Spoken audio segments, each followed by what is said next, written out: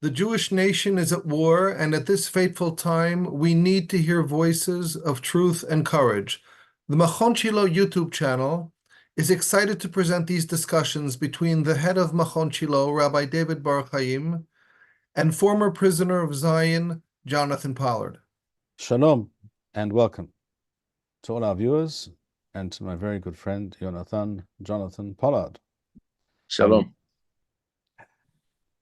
So let us begin at the beginning. Is Israel and its international relations. I believe you wanted to touch upon this topic. Right. I've been in touch with quite a few people in the foreign ministry regarding what I consider to be our inadequate response to countries like Norway, Spain, and Ireland's unilateral recognition of a so-called Palestinian state. Please, fake Castilian. Correct. And when I ask people, well, what have we done to respond? I mean, apart from calling in their resident ambassadors and having them look at, what happened, the horrible mistreatment of our female POWs at the hands of the Nukba forces, which Ireland in particular protested because Ireland didn't think it was appropriate to call them in, their ambassador in, and publicly expose, the ambassador to this kind of ridicule. They're looking at these horrible pictures and, they're shocked and everything else. That isn't effective. That isn't effective at all. Nothing really has been done to Norway. Nothing really has been done to Spain, except our foreign ministry has denied the Spanish consulate in Jerusalem the right to handle matters in the Palestinian Authority areas. Whether that they're keeping to that or not, who knows? Okay. What should be done? Look, it's not just they recognized this fake state.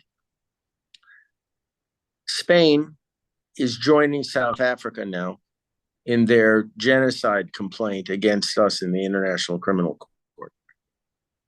Egypt, by the way, is joining them also, with no response from us. And of course, Norway did something just recently that hasn't got a lot of press, but I want our viewers to hear this very clearly. The front page of the Norwegian state-owned TV, okay, this is state-owned, offered 7 tips on how to help Hamas. Okay, let that sink in. And what were the 7 tips? And I'm going to read them because it's very important for people to understand this. This is for Hamas, to help Hamas. And also, just in case, Jonathan, just in case, right. Just in case there are some of our viewers, in case some of our viewers are actually disposed to help Hamas, so we want to help them out. Here's what the Norwegian state-owned TV suggests. Donate money. Read and spread propaganda. Ask your school or job to cease cooperation with Israel. Participate in demonstrations. Encourage BDS. Press politicians and sign petitions. Well, we'll forget about the latter virtue signaling, which doesn't do much good. But donate money to Hamas? Really? What Norway has done by doing this is to join our enemy now. It isn't a question of recognizing, a diplomatic move to recognizing a fake state. They are now aiding and abetting one of our Islamo-Nazi enemies. plain and simple. So what is to be done with all of this? Well, I've suggested something which I guess has shocked a lot of the members of our foreign ministry. And what is that? Close their embassies and consulates if they have them. Just close them and declare persona non grata, expel basically the diplomats. Tell them to go home. We don't want you here. And when you change your policies, whenever that is, you can reopen your embassies in Jerusalem, our capital, not Tel Aviv. Period. Now, the French just recently added another kick in the head to us by peremptorily banning our military companies from exhibiting their wares at the yearly Satory military exposition in France. And this is after our companies spent a lot of money preparing for it. For the big companies, it's not going to hurt them that much. But for many, many of the smaller companies who spent a disproportionate amount of money preparing to exhibit their wares there because, well, it's the best publicity you can get. It saves you a lot of money, with publicity. You're there at the exposition, everybody sees you. And what was the reason for Macron just banning our companies from exhibiting their wares? They didn't ban the Chinese. I doubt they banned the Iranians. I'm not sure about that. I don't know whether they banned the Russians, but I doubt that also. But I'm not sure. So what was the reason? Well, they're very, very concerned about violence occurring in the lead up to the Olympics. I don't know what in the world the relationship is between an Israeli military company exhibiting their wares at an international exposition in France and the Olympics. I mean, if somebody's going to create trouble at the Olympics, they're not going to use this exposition as an excuse to do so. So what are we going to do about this? Well, when Bibi talked to Macron last week, shouldn't surprise you, he didn't say a darn word about this. Nothing. Like it didn't happen. I'm shocked, Jonathan. Shocked. Okay. What should he have said? A real prime minister would have told Macron, okay, take all of your military attachés and your intelligence personnel who are assigned to your embassy to Israel and bring them home. We don't want them here. You're going to ban our military companies from showing their wares in France for no good reason? Fine. Then you don't need to have, your spooks, your spies, and your military attachés here. Get them out right now. Get them out.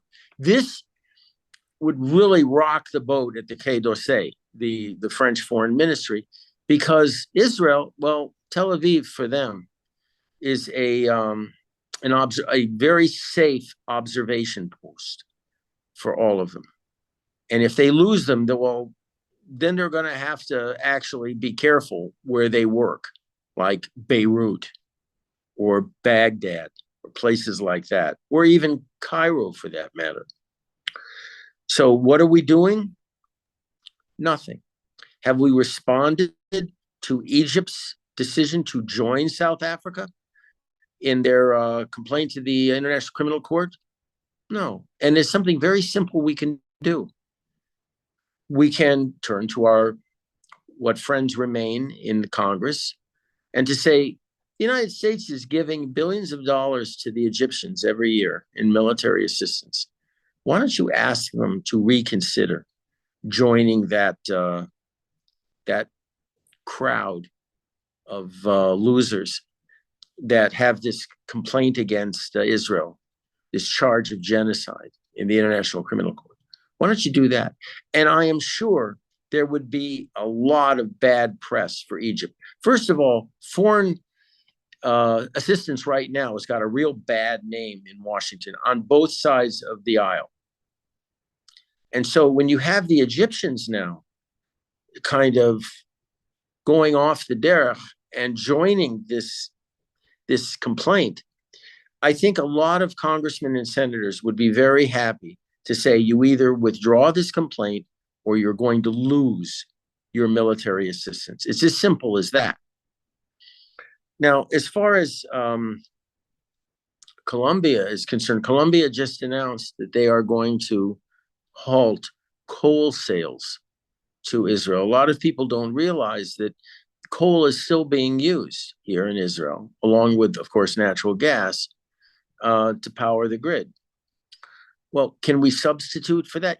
Yes, there are a lot of countries that export coal that, definitely would like to have this contract, because coal has a very dirty reputation right now with, good measure. So that isn't going to actually hurt us that much. But we could respond to what Colombia did by saying, you know what, keep your coal. We're going to embark on a crash course of replacing it with something else. Such as, well, it may take some time, but small modular reactors, for example, amongst other technologies. We have to get over this aversion to nuclear power. We have to, because it's one of the safest ways for us to guarantee our energy supply. Our transmission lines, for example, now we're on the subject, are so antiquated, they're way over capacity.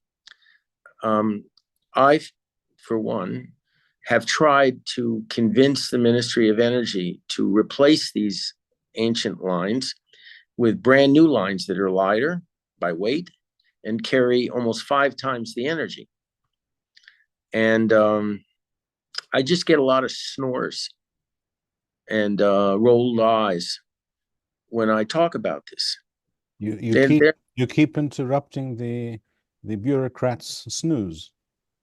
I keep getting their eyes off the games they're playing on the computers.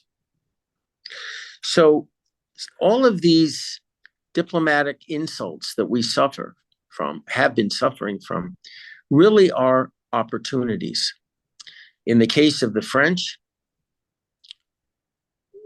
we've waited a long time to respond to their duplicity in the Middle East.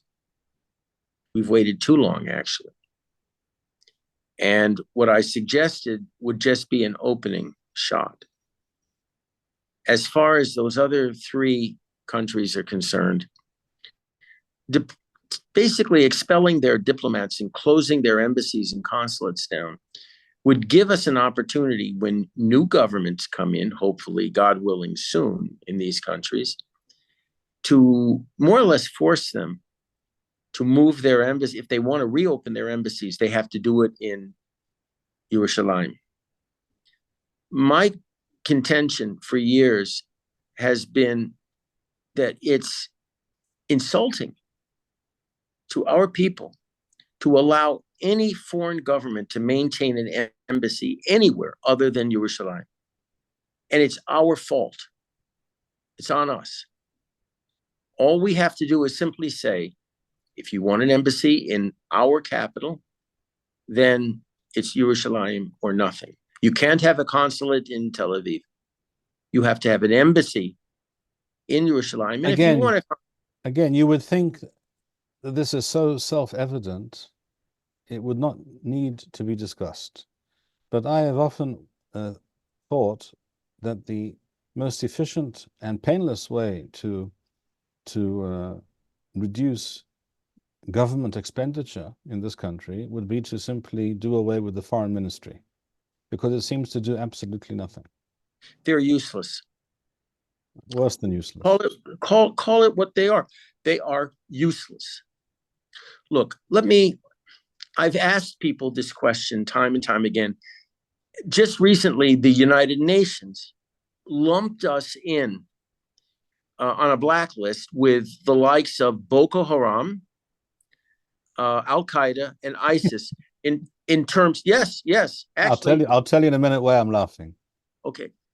Why? Because, well, we make a point of targeting children, and were child killers. Now it sounds like one of the only and raping Fakistinian women, etc., etc. This is well known to the extent that, as I pointed out to you in a previous conversation, I think some months ago, that once upon a time a certain regressive woke nutcase at university wrote a doctoral thesis on the subject of wishing to demonstrate that Israeli soldiers were racist, because the fact is there were no reports at all of Israeli soldiers ever molesting or raping an Arab woman. You can't make this up. So we're obviously like Boko Haram, obviously.